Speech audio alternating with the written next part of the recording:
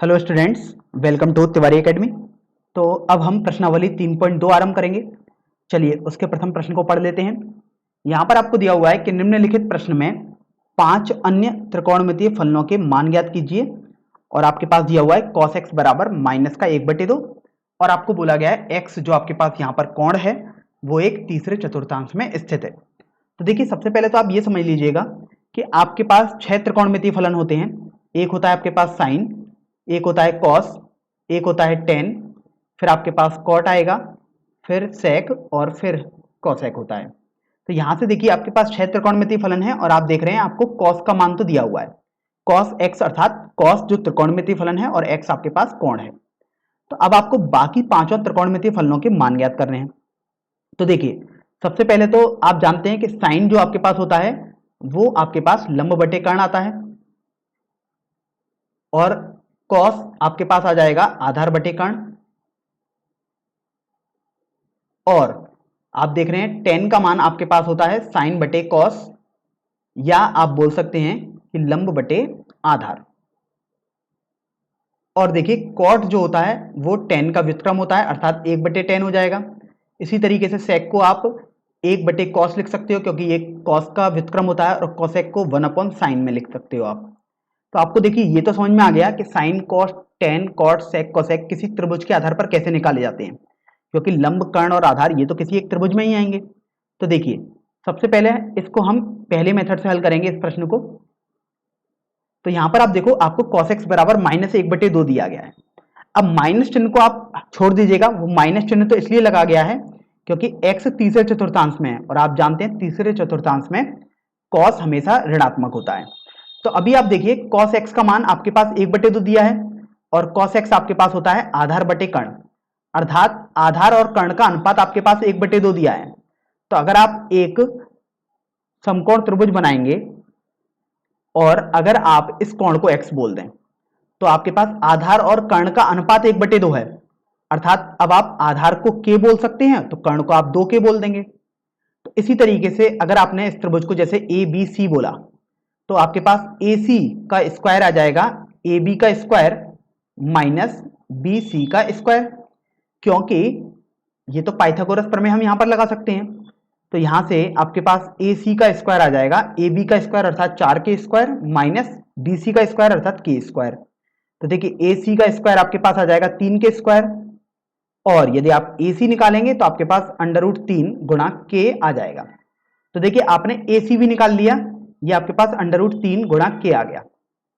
अब यहां से आप देखिए साइन का मान निकालते हैं। तो साइन x अब बोल देंगे क्योंकि हम x के लिए निकाल रहे हैं। तो साइन x का मान हो जाएगा लंब बटे कर्ण। तो देखिए लंब बटे कर्ण, अब लंब आपके पास देखिए इस x के लिए लंब है AC और कर्ण है 2k मतलब AB। तो आपके पास √3k/2k आ जाएगा और हल करने पर ये आपके पास √3/2 आ जाएगा। इसी तरीके से देखिए cos x तो आपके पास दिया हुआ है, वो दिया हुआ है आधार बटे कर्ण। एक बार हम लिख भी लेते हैं ढंग से समझाने के लिए। तो आधार बटे कर्ण, तो देखिए आधार k हो जाएगा और कर्ण आपके पास 2k हो गया, तो k/2k आ गया, तो 1/2 आ गया। अब आप देखिए tan का आप कोई भी फॉर्मूला लगा सकते हैं। tan x में आप लिख सकते हैं sin x/cos x या लंब बटे आधार कर सकते हैं, कुछ भी आप लिख सकते हैं, आंसर तो सेम ही आएगा। तो कोशिश करें कि आप सीधे sin x/cos x कर दें। तो आप देखिए √3/1 आपके पास आ जाएगा अर्थात √3 आ गया। cot x आपके पास देखिए tan का उल्टा होता है अर्थात 1/√3 आ जाएगा। sec x आपके पास cos x का उल्टा हो जाएगा अर्थात 2 आ जाएगा क्योंकि cos x तो 1/2 था, और cosec x आपके पास साइन का उल्टा अर्थात 2/√3 हो जाएगा। तो देखिए यहां पर आपने सभी के न्यूमेरिकल वैल्यू तो लिख दी है अर्थात मापांक वाले मान तो लिख दिए। अब आप यहां पर देखिए अभी तक हमने इस बात का यूज नहीं किया कि x तीसरे चतुर्थांश में है। x तीसरे चतुर्थांश में का मतलब है कि कोण आपके पास तीसरे चतुर्थांश में है, और आप जानते हैं कि तीसरे चतुर्थांश में अर्थात थर्ड क्वाड्रेंट, क्वाड्रेंट को जिसको हिंदी में हम चतुर्थांश बोलते हैं, थर्ड क्वाड्रेंट में ओनली आपके पास tan और cot केवल पॉजिटिव होते हैं। तो आपको यह समझ में आ गया कि तीसरे चतुर्थांश में tan और cot ही आपके पास पॉजिटिव आएंगे। तो अब जो भी आपके पास और त्रिकोणमितीय फलन लिखे हैं tan और cot के अलावा, आप उनमें माइनस चिन्ह लगा देंगे। तो देखिए आपके पास आ जाएगा साइन एक्स बराबर माइनस का अंडर रूट 3/2, तो ये अभी बिल्कुल सही हो चुका है। कॉस एक्स भी माइनस हो जाएगा, तो ये भी बिल्कुल सही है। टेन एक्स आपके पास धनात्मक ही रहेगा, तो आप इसको ऐसे ही लिखा रहने दीजिएगा। कॉट एक्स आपके पास बिल्कुल ऐसे ही रहेगा क्योंकि वो धनात्मक ही रहेगा।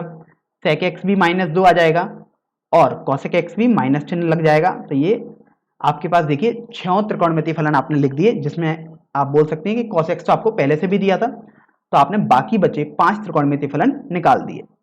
तो ये आपके पास मेथड 1 आ चुका है। अब आपको मेथड दूसरे से हम इस सवाल को हल करके दिखाते हैं। तो देखिए मेथड 2 से यदि हम इस सवाल को हल करेंगे तो आपके पास दिया हुआ था कि cos x बराबर -1/2 और x आपके पास तीसरे क्वाड्रेंट में है अर्थात तृतीय चतुर्थांश में है। तो अभी आप देखो कि आपने एक त्रिकोणमितीय सर्वसमीका पढ़ ली है जो कि sin square x plus cos square x बराबर 1 होती है। तो अगर आप यहां से देखोगे तो sin स्क्वायर एक्स का मान आपके पास आ जाएगा 1 माइनस कॉस स्क्वायर एक्स। तो cos x तो -1/2 है, अर्थात आप cos x का होल स्क्वायर करोगे तो आपके पास आ जाएगा 1 माइनस 1/4, जो कि हल करने पर 3/4 आ जाएगा। अब ये देखिए आपके पास तो sin स्क्वायर एक्स आ चुका है, आपको तो sin x निकालना है, तो sin x का मान आप देख सकते हैं आपके पास प्लस अंडर रूट 3/2 आ जाएगा और माइनस का अंडर रूट 3/2 आ जाएगा। तो यहां से आप देखो कि sin x के मान आपके पास 2 आ गए। अब इस बात का आप यूज करेंगे कि x तो तृतीय चतुर्थांश में है, अर्थात थर्ड क्वाड्रेंट में आपके पास साइन तो नेगेटिव होता है। तो देखिए अगर साइन नेगेटिव होता है तो इस मान को आप लेंगे नहीं, अर्थात अब आप इसको नेगलेक्ट कर देंगे, तो आपके पास साइन एक्स का मान माइनस का अंडर रूट 3/2 आ जाएगा। तो देखिए कॉस एक्स का मान आपको पहले से दिया था प्रश्न में, साइन एक्स का मान आपने निकाल दिया। अब आप सीधे टेन कॉट सेक और कॉसेक निकाल सकते हैं। तो देखिए टेन एक्स यदि आप निकालोगे तो वो तो साइन एक्स बटे कॉस एक्स होता है, तो अगर आप sin x बटे cos x करोगे तो माइनस का अंडर रूट 3/1 आ जाएगा। इसी तरीके से आप देखिए cot x निकालोगे तो आप cos x बटे sin x भी बोल सकते हो या आप सीधे 1/10x बोल सकते हो। तो आपके पास यहां पर देखिए दोनों में माइनस चिन्ह है, आप देख सकते हैं यहां पर भी माइनस है cos x में और sin x में भी आपके पास माइनस है, तो यहां पर माइनस चिन्ह नहीं रहेगा। अब आप 10x का उल्टा करेंगे तो आपके पास 1/√3 आ जाएगा। इसी तरीके से जब आप sec x निकालोगे तो वो आपके पास cos x का उल्टा होता है।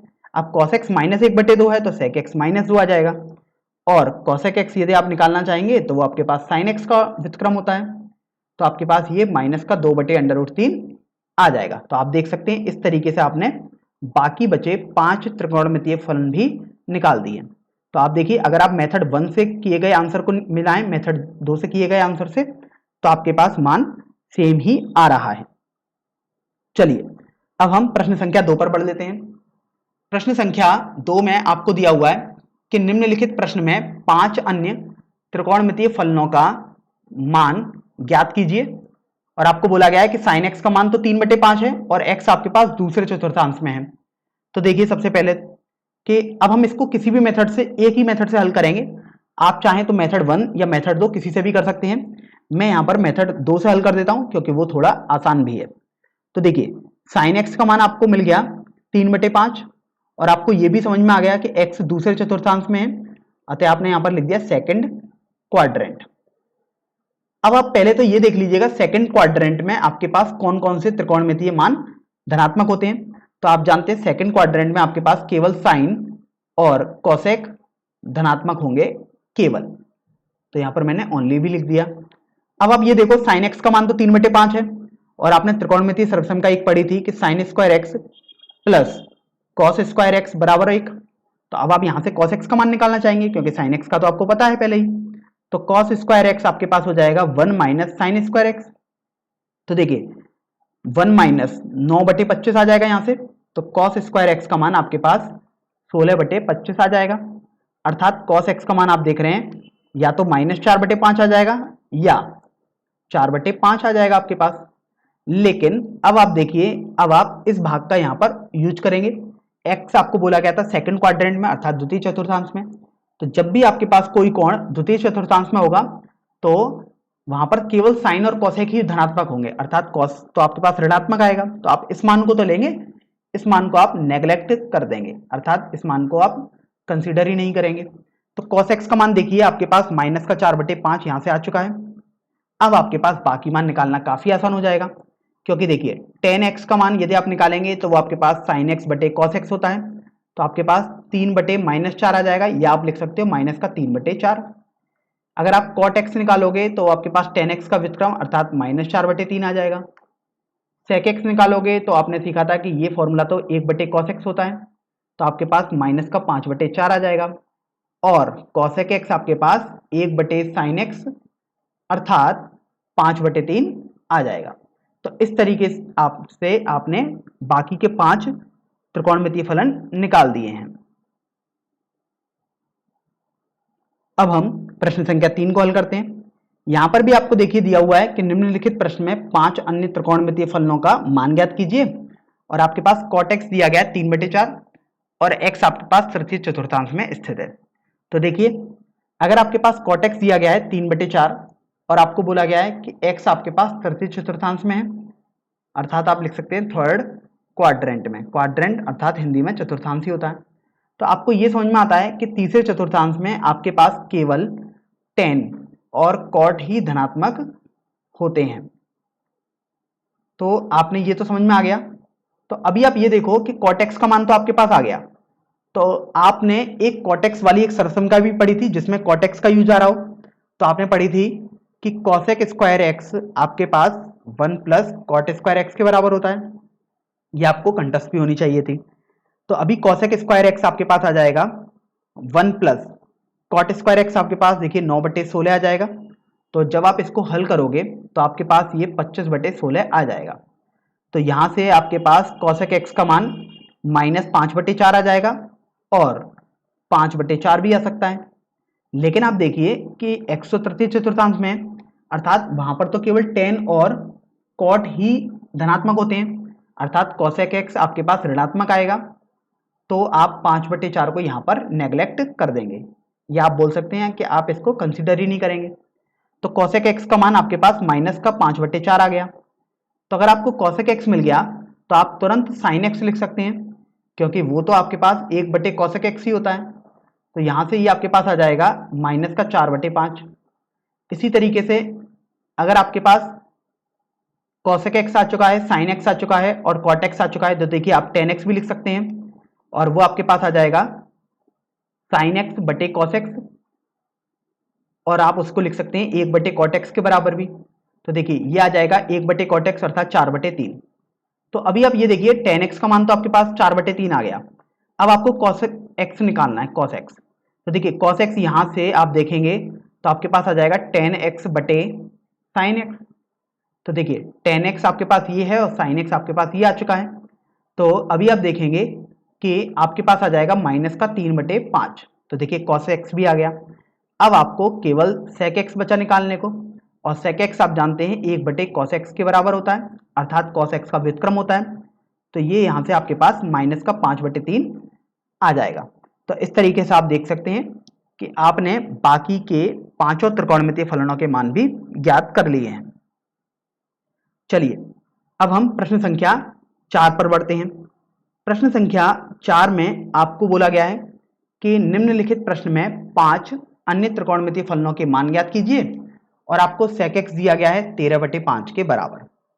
और आप आगे पढ़ेंगे तो आपको बोला गया है कि x तो आपके पास चतुर्थांश में है, अर्थात आप बोल सकते हो कि x आपके पास फोर्थ क्वाड्रेंट में है। तो सबसे पहले फोर्थ क्वाड्रेंट में कौन कौन धनात्मक होता है केवल उनको लिख लेते हैं। तो आप जानते हैं फोर्थ क्वाड्रेंट में आपके पास केवल cos और sec ही धनात्मक होते हैं। तो देखिए आपको ये तो समझ में आ गया कि केवल cos और sec ही धनात्मक होंगे। तो अगर आपके पास sec x आ चुका है 13/5, तो आप cos x बहुत आसानी से निकाल सकते हैं, क्योंकि cos x आपके पास 1/sec x होता है। तो यहां से देखिए 5/13 आ जाएगा। और यदि cos x आ चुका तो अब आप देखिए sin square x plus cos square x बराबर 1 वाली त्रिकोणमितीय सरसंख्या का अब आप यूज करेंगे। तो देखिए sin स्क्वायर x आपके पास हो जाएगा 1 माइनस cos स्क्वायर x, और cos x का मान आप 5/13 लगाएंगे तो 1 माइनस 25/169 आपके पास हो जाएगा, अर्थात 169, जिसको हम 169 भी बोलते हैं अंग्रेजी में। तो देखिए sin स्क्वायर x आपके पास हो गया यहाँ से 169 माइनस 25/169 अर्थात 144 बटे 169।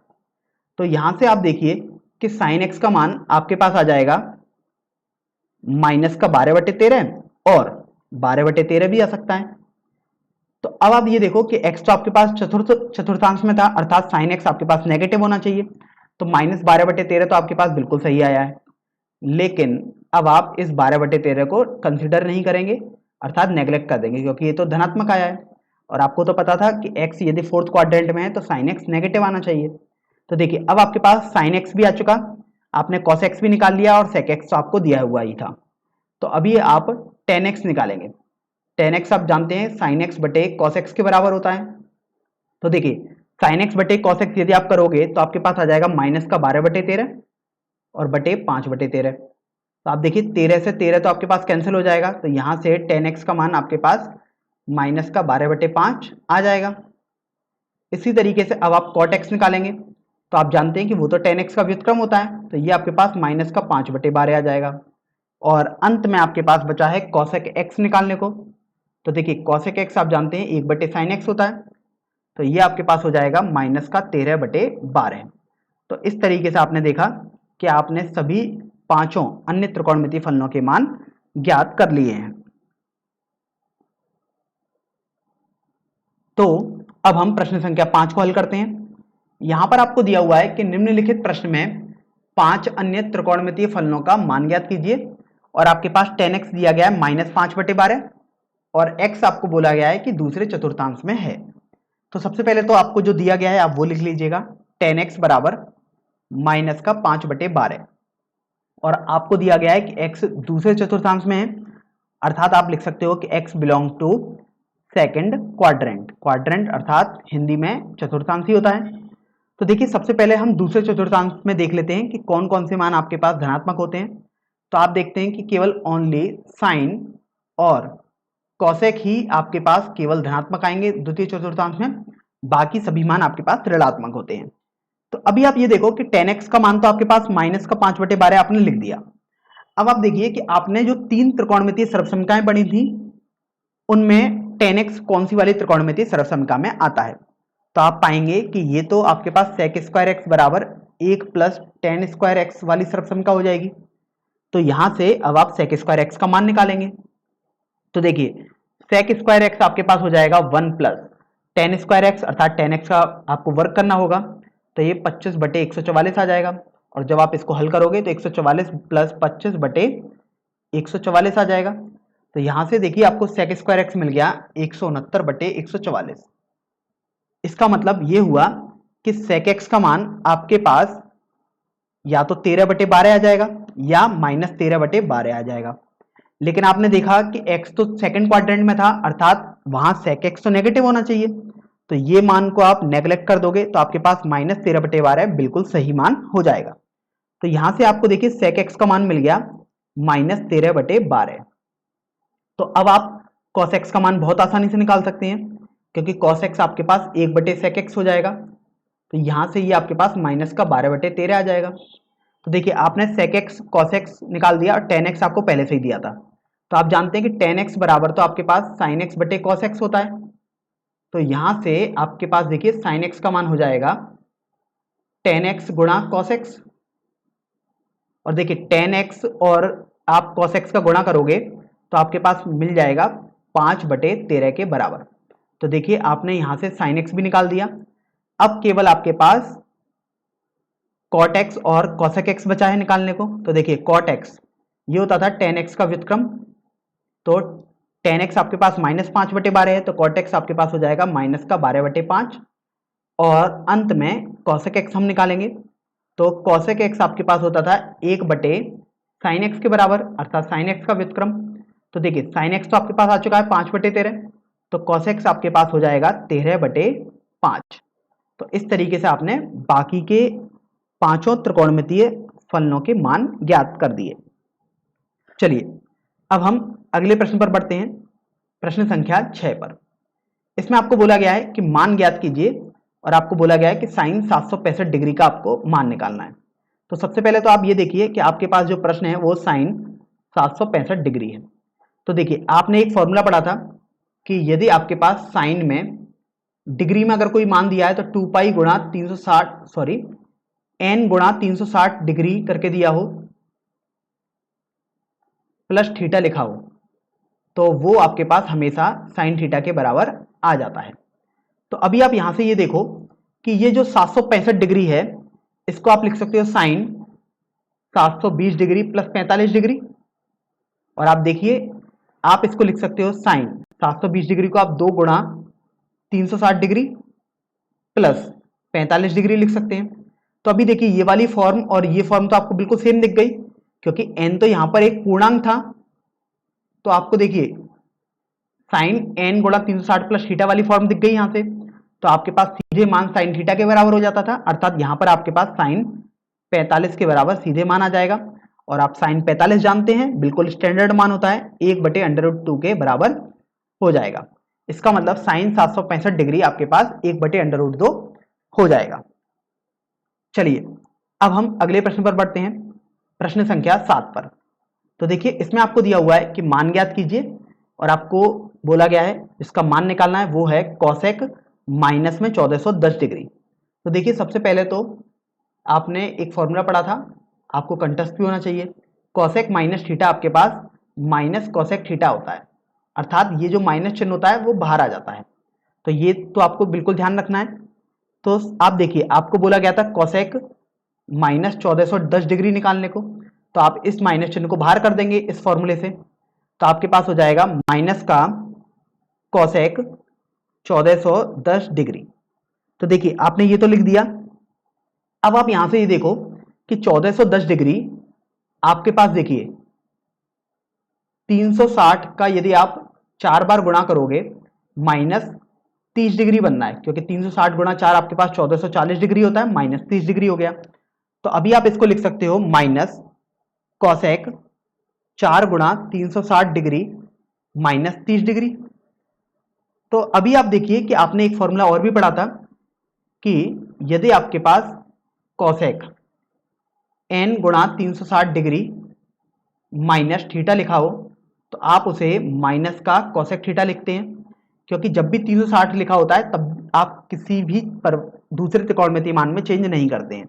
तो देखिए कॉसेक का कॉसेक ही रहा, और चूंकि अब ये चतुर्थ क्वाड्रेंट में हो जाता है इसलिए माइनस आ जाता है। तो यहां से ये आपके पास हो जाएगा माइनस। अब आप देखिए इसको आप लिखेंगे माइनस का कॉसेक 30 डिग्री, ये माइनस चिन्ह और ये माइनस चिन्ह बिल्कुल सेम थे, और आपने इसका मान लिखा है माइनस का कॉसेक 30 डिग्री। तो आपके पास ये माइनस और माइनस मिलकर प्लस हो गया, तो कॉसेक 30 डिग्री आपके पास मान आ जाएगा।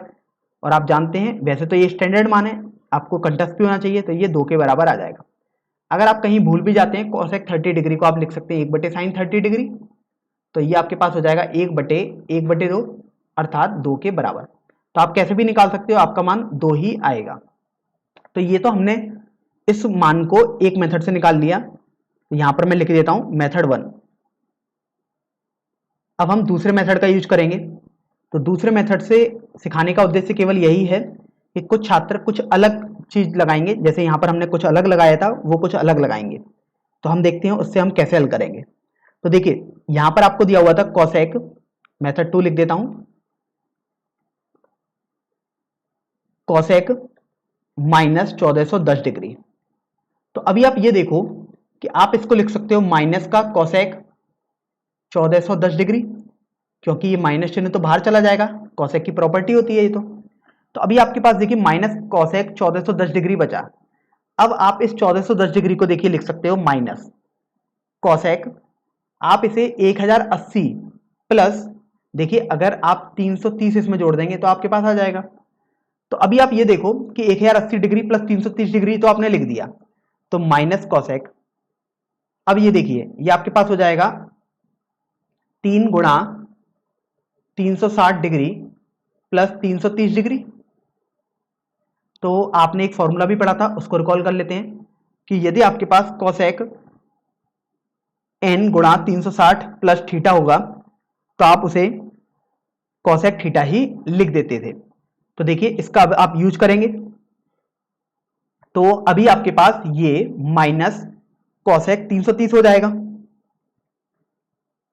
और देखिए कॉसेक 330 को भी आप दो तरीके से हल कर सकते हो और उनको समझाने का केवल उद्देश्य यही है कि आप किसी भी मेथड से सॉल्व करें, लेकिन आप सही गणनाएं करेंगे तो आपका आंसर सही आएगा। तो देखिए पहले मेथड से यदि मैं हल करता हूं तो माइनस कॉसेक, इसे मैं 360 माइनस 30 लिख सकता हूं। तो कॉसेक 360 माइनस थीटा आपके पास माइनस का कॉसेक थीटा आता था, अर्थात माइनस का कॉसेक 30 आ गया। ये माइनस और ये माइनस तो ये लिखे हुए हैं। तो अभी आप देखो कि ये माइनस और ये माइनस तो आपके पास प्लस हो जाएंगे गुणा होके, तो कॉसेक 30 आपके पास बचेगा जिसका मान आपके पास 2 आता है। तो आपने यहां से भी देख लिया 2 आएगा। अब हम दूसरे मेथड से कॉसेक 330 को हल कर देते हैं। तो अगर आप इसको लिखना चाहते हैं माइनस कॉसेक 330 को कुछ छात्र 270 डिग्री प्लस 60 भी लिख सकते हैं। तो आप यहां पर एक फॉर्मूला समझ लीजिएगा। आपके पास फॉर्मूला था कि कॉसेक 270 प्लस थीटा आपके पास ये माइनस का सेक थीटा हो जाता है, क्योंकि कॉसेक अगर यहां पर 270 या 90 लिखा होता है तो ध्यान रखो आप चेंज करते हो, तो कॉसेक को आप सेक में चेंज करते हो। और चूंकि आप देखिए 270 प्लस थीटा अर्थात आप चतुर्थांश में पहुंच गए, तो आपने यहां पर माइनस लगा दिया। तो ये आपके पास हो जाएगा माइनस चिन्ह, तो देखिए मैंने पहले लगा दिया, और ये आपके पास माइनस का सेक 60 डिग्री बन जाएगा। तो अभी आप ये देखो माइनस और माइनस ये मिलकर प्लस सेक 60 डिग्री आ गया, और सेक 60 डिग्री आप जानते हैं 2 के बराबर आता है। तो इस तरीके से भी आपने देख लिया कि आपका मान 2 ही आएगा। अब हम प्रश्न संख्या 8 हल करते हैं। यहां पर आपको दिया हुआ है कि मान ज्ञात कीजिए और आपको बोला गया है 10 19 पाई बटे 3। तो आप देखिए सबसे पहले तो आपने इसको लिखा 10 और कोष्टक में आपने कोण लिख लिया। अब आप देख रहे हो यहां पर डिग्री नहीं लिखा हुआ है कोण पे, अर्थात ये कोण आपके पास रेडियन में है। तो आप रेडियन में भी लिख सकते हैं या डिग्री में कन्वर्ट करके भी आप इस प्रश्न को हल कर सकते हैं। तो देखिए सबसे पहले हम रेडियन में ही कर देते हैं इसको। तो 10, अब जब आप 19 पाई बटे 3 देख रहे हैं तो ये आपके पास आ जाएगा 6 पाई प्लस पाई बटे 3 के बराबर। और वो कैसे किया, तो देखिए 19 पाई बटे 3 को यदि आप डिवाइड करोगे तो ये आपके पास 6 सही 1 बटे 3 पाई आ जाएगा। इसका मतलब 6 प्लस 1 बटे 3 पाई आ गया। और अब आप पाई का गुणा करोगे तो 6 पाई प्लस पाई बटे 3 आपके पास आ जाएगा। तो यहां से ये तो समझ में आ गया कि आपने ऐसे लिख दिया। अब आप एक ये फॉर्मूला देखो कि आपने पढ़ा था 10 n गुणा 2 pi plus 3 sorry plus theta आपके पास 10 थीटा के बराबर आएगा। n गुणा 2 पाई का मतलब ये है n यहां पर पूर्णांक है। तो अगर आप 2 पाई के कितने भी पूर्णांक का मतलब कितने भी चक्कर लगा लें और आप थीटा उसमें जोड़ेंगे तो आपके पास प्रथम चतुर्थांश में आएगा, तो वो 10 थीटा ही आपके पास रहेगा। तो देखिए ये फॉर्म और ये फॉर्म तो बिल्कुल सही एक जैसी बन रही है, क्योंकि n का मान अगर 3 कर दोगे तो आपके पास यही फॉर्म बन जाएगी। तो ये आपके पास 10 थीटा के बराबर आना चाहिए था, अर्थात आप बोलेंगे कि ये आपके पास 10 पाई बटे 3 के बराबर आ जाएगा। और 10 पाई बटे 3 अर्थात अगर आप चाहें तो डिग्री में भी बनाकर आप लिख सकते हैं। तो 10 60 डिग्री हो गया, तो इसका मान आपके पास √3 होता है। तो इस तरीके से आपके पास √3 आंसर आ जाएगा। देखिए इसको हमने एक तरीके से तो हल कर दिया, अब हम दूसरे तरीके से भी हल करके आपको दिखा देते हैं। अगर आप इसको 10 19 पाई बटे 3 को 10 7 पाई माइनस, अब देखिए अगर आप इसे 7 पाई करके लिखोगे तो माइनस का 2 पाई बटे 3 आप लिखोगे, क्योंकि आप देखिए अगर आप हल करोगे तो 3 गुणा 7 21 पाई माइनस 2 पाई बटे 3 19 पाई बटे 3 ही लिखा हुआ है ये। तो अभी आप ये देखो कि एक फॉर्मूला और भी आपने सीखा था कि 10 में यदि 2n पाई माइनस थीटा आपके पास होगा तो यहां पर 2n पाई की बजाय 7 पाई है। तो आप देखिए यहां पर आपके पास दिया हुआ है 2n plus 1 pi minus theta, अर्थात ये आपके पास माइनस का 10 थीटा होगा। तो अभी आप ये देखो कि 2n प्लस 1 इस फॉर्म में ही है, क्योंकि 2n प्लस 1 मतलब एक विषम संख्या। तो देखिए 7 एक विषम संख्या है, तो आपके पास आ जाएगा माइनस का 10 और आप थीटा को लिख देंगे अर्थात 2 पाई बटे 3 के बराबर। तो अभी आप देखो माइनस, या तो अगर आपको 10 2 पाई बटे 3 याद है तो आप तुरंत वैल्यू लगा दीजिएगा, नहीं याद है तो इसको हम दोबारा कन्वर्ट कर लेते हैं। तो देखिए 2 पाई बटे 3 अगर आप डिग्री में कन्वर्ट करोगे तो बेसिकली 120 डिग्री है, तो उसको आप 90 प्लस 30 लिख सकते हो, या अगर रेडियन में लिखोगे तो पाई बटे 2 प्लस पाई बटे 6 लिखोगे। और एक फॉर्मूला और भी आपने पढ़ा था कि 10 पाई बटे 2 प्लस थीटा आपके पास माइनस का कॉट थीटा होता है, क्योंकि जब भी आपके पास पाई बटे 2 या 3 पाई/2 आएगा रेडियन में, आप तुरंत चेंज कर दोगे, तो 10 को आपने कॉट में चेंज कर दिया। तो ये आपके पास देखिए माइनस तो ये मैंने लगा दिया यहाँ पर, और ये आपके पास हो जाएगा माइनस का कॉट पाई/6। तो आप देख सकते हैं आपके पास ये माइनस और माइनस मिलकर प्लस हो जाएगा, कॉट पाई/6 बचेगा, और कॉट पाई/6 अर्थात कॉट 30 डिग्री, जो कि आपके पास √3 के बराबर ही आएगा। तो आपने देखो मेथड 1 से करो, मेथड 2 से करो, आपके पास आंसर सेम ही आएगा। मेथड 2 का मतलब ये नहीं है कि कोई 7 पाई ही हो रहता है। मेथड 2 का समझाने का उद्देश्य यही था कि आप कोई भी किसी भी तरीके से इस 19 पाई/3 को चेंज करके लिख सकते हैं। जैसे मैंने यहाँ पर ये लिखा और एक बार मैंने ये करके लिखा दिया है, ऐसे ही मैं अनंत तरीके से इस 19 पाई/3 को लिख सकता हूं। लेकिन आप यदि आप सही आंसर करेंगे, अर्थात अगर आप सही फॉर्मूले लगाएंगे, तो आपके पास हमेशा उत्तर अंत में बिल्कुल समान आएगा। चलिए अब हम प्रश्न संख्या 9 पर बढ़ते हैं। तो देखिए इसमें आपको दिया हुआ है कि मान ज्ञात कीजिए साइन -11 पाई/3 का। तो देखिए सबसे पहले जो फॉर्मूले लगेंगे उसको फॉर्मूले को लिखेंगे। तो आपने पढ़ा था कि साइन माइनस थीटा अगर लिखा हो तो आप माइनस चिन्ह को बाहर ले लेते हैं और साइन थीटा लिख देते हैं, अर्थात साइन माइनस थीटा आपके पास माइनस साइन थीटा हो जाता है। तो आप देखिए आप इसमें भी माइनस चिन्ह को बाहर ले लेंगे, तो आपके पास आ जाएगा माइनस का साइन 11 पाई/3। तो अब देखो यहां पर आपके पास 11 पाई/3 आ गया, तो 11 पाई/3 को सरल करने पर आपके पास आ जाएगा 3 सही 2/3 पाई। इसका मतलब ये हुआ कि माइनस साइन में आपके पास देखिए 3 पाई प्लस 2 पाई/3 आ जाएगा। तो अभी आप ये देखो 3 पाई प्लस 2 पाई/3 है, अर्थात माइनस का साइन 3 पाई को आप लिख सकते हो 2 पाई प्लस पाई/3। तो अब आप देखिए आपने एक फॉर्मूला और पढ़ा था कि साइन में पाई प्लस थीटा आपके पास माइनस साइन थीटा होता है। तो देखो sorry sine 2 pi plus theta वाला फॉर्मूला लगाएंगे पहले। तो ये आपके पास sine 2 pi plus theta plus का साइन थीटा रहता है। तो यहां से देखिए साइन 2 पाई प्लस थीटा अगर आप इसको मान लोगे तो आपके पास आ जाएगा माइनस, तो ये चल रहा है, और साइन थीटा अर्थात साइन पाई प्लस पाई/3। अभी आप ये देखिए कि आपने एक फॉर्मूला ये और पढ़ा था कि साइन में पाई प्लस थीटा आपके पास माइनस साइन थीटा होता है। तो आप देखिए यहां से साइन पाई प्लस अगर आपने इसको थीटा माना तो देखिए ये फॉर्मूला आप लगा सकते हैं माइनस साइन थीटा। तो देखिए माइनस तो ये पहले से चल रहा है और आपने इसका मान लिख दिया माइनस का साइन थीटा अर्थात पाई/3। तो देखिए माइनस और माइनस मिलकर तो प्लस हो गया, साइन पाई/3 आपके पास हो जाएगा, और साइन पाई/3 अर्थात साइन 60 डिग्री, तो ये आपके पास √3/2 आ जाएगा। तो इसका मतलब प्रश्न संख्या 9 का उत्तर √3/2 हो जाएगा। चलिए अब हम इस प्रश्नावली 3.2 के सबसे अंतिम प्रश्न अर्थात प्रश्न संख्या 10 को हल करेंगे। यहां पर बोला गया है कि मान ज्ञात कीजिए कॉट में माइनस का 15 पाई/4। तो देखिए आपने एक फॉर्मूला पढ़ा था कि कॉट माइनस थीटा आपके पास हो जाता है माइनस का कॉट थीटा, क्योंकि माइनस चिन्ह बाहर आ जाता है। तो अभी आप देखो आप इसको लिख सकते हो माइनस का कॉट 15 पाई/4। तो अभी आप ये देखो कि 15 पाई/4 को अगर आप थोड़ा डिवाइड करके लिखोगे तो 15 पाई/4 आपके पास हो जाएगा 3 सही 3/4 पाई। इसका मतलब माइनस का कॉट 3 पाई प्लस 3 पाई/4। तो आप देखिए माइनस का कॉट आप इसे लिख सकते हो 2 पाई प्लस 3 पाई/4। तो आपके पास ये देखिए कि 2 पाई प्लस थीटा कॉट में आपके पास कॉट थीटा के बराबर ही आएगा, क्योंकि आपने ये फॉर्मूला सीखा ही है। तो यहां से 2 पाई अगर आप इसने को थीटा मान लें तो आपके पास आ जाएगा माइनस, तो ये पहले से ही चल रहा है, कॉट थीटा अर्थात पाई प्लस 3 पाई/4। तो अब आप देखिए कि आपके पास एक फॉर्मूला और बन जाएगा कि आपने पढ़ा था कॉट पाई प्लस थीटा बराबर आपके पास कॉट थीटा ही होता है। तो देखिए अगर आप इसको थीटा मानोगे तो देखिए कॉट पाई प्लस थीटा आपको दिख गया, अर्थात अब आप कॉट थीटा के बराबर लिखोगे तो 3 पाई/4 आ गया। और देखिए कॉट 3 पाई/4 को आप लिख सकते हो माइनस, तो देखिए पहले से चल रहा है, कॉट 3 पाई/4 आपके पास पाई/2 प्लस पाई/4 आ जाएगा।